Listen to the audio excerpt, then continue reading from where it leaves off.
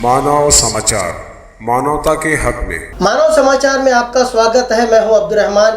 आइए देखते हैं आज की खास खबर। बेबाक सहाफ़त हर दौर में सराही गई है।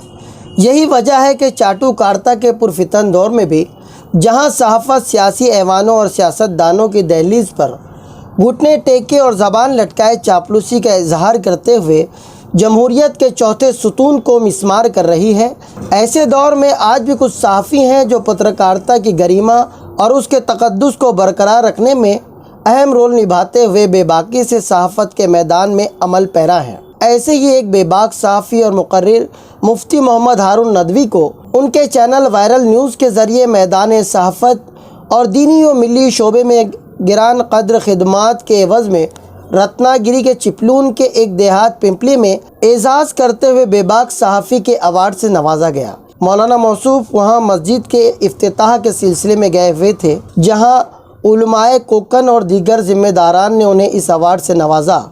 मानव समाचार भी जनाब मुफ्ती हारून नदवी साहब को मुबारकबाद पेश करता है।